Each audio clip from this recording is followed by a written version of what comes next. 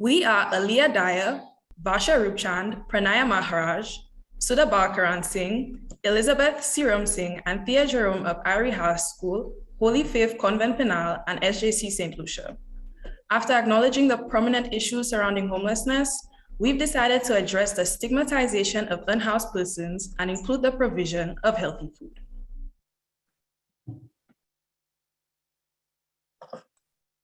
In an online interview entitled Interacting with the Homeless in San Fernando, Trinidad, our team glimpsed into the experiences of a homeless man who identified himself as Ronald. He expressed his regret of turning to cocaine after his family left. His addiction landed him on the streets and he found it difficult to keep a job despite being a veteran and an accountant.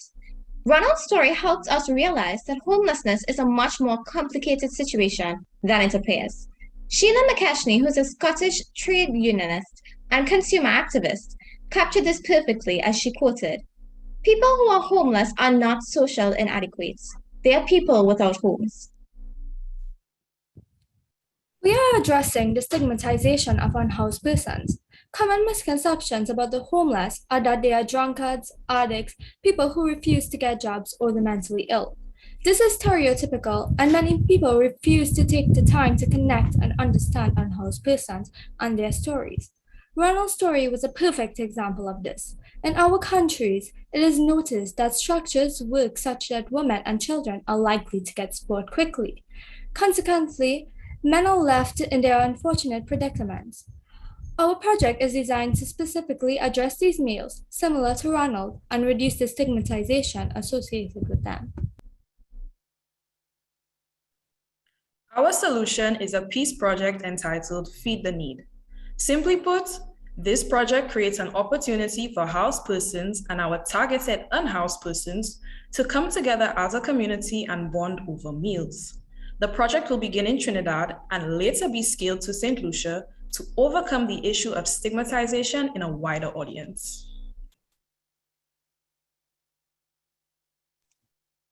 Since women and children are often prioritized, our group has decided that males 40 to 50 years of age, the majority of homeless demographic, to be the main benefactors of our project. Though all are welcomed, our efforts will specifically be focused on these men. This is a peace project because we are strengthening two pillars of peace: equitable distribution of resources and maintaining good relationships with neighbors. We hope to change the communication process between housed and unhoused persons in an effort to alter the cultural violence of stigma.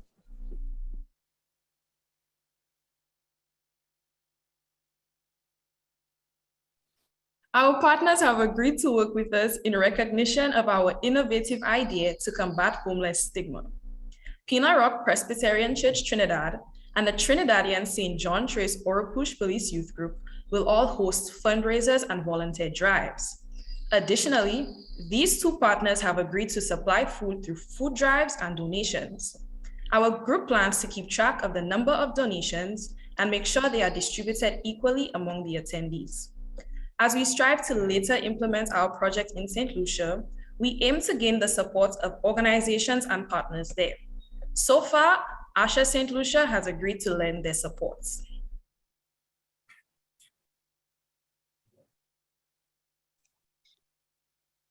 All the necessary confirmed partners are based in Trinidad. Therefore, our project Feed the Need will start there at the St. John Trace Community Center. After successful implementation, we aim to execute our project idea in St. Lucia and grow on a global scale. Feed the Need is an event that will take place every Sunday where we are going to cook, bond, and reflect. Persons involved include volunteers from our partners, housed persons, and our target audience. In preparation for this event, we as a group will work on spreading awareness of the project to get participation from the public. Ingredients will be supplied by Penal Rock Presbyterian Church. Additionally, persons from the youth group will be recruited to usher the event attendees to stations where they will sanitize to follow COVID-19 protocols. They will then be shown their respective seats.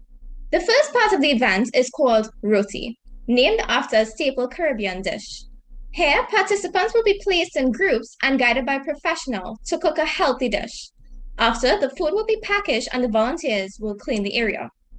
The second part of the event, Reconcile, entails volunteers distributing the food while a pre-planned activity occurs. This activity may consist of entertainment, such as soca size, a West Indian music activity, or card games. This is important as an opportunity is created for housed and unhoused persons to bond as a community to break stigmatization.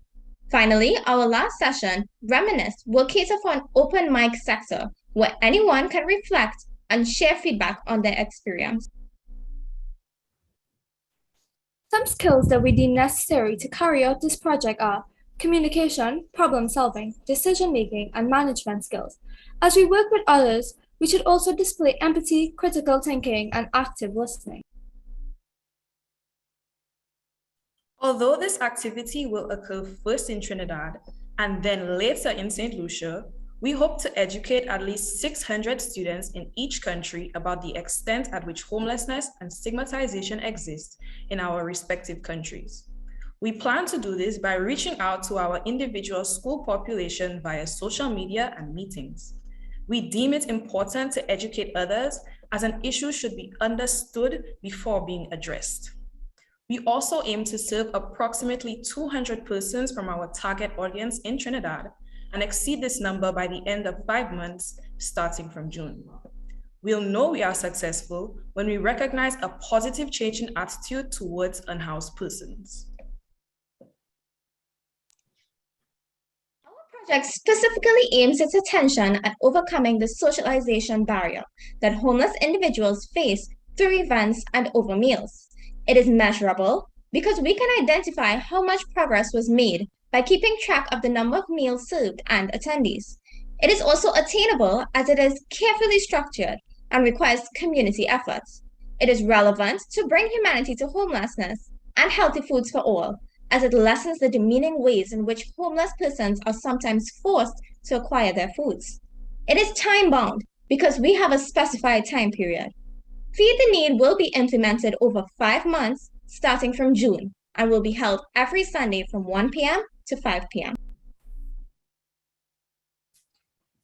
Students from not only our school, but any other should join our project because the opportunity to ameliorate homelessness benefits not only the individuals in that situation, but also improves the state of the community, familial relationships, and the students who help them.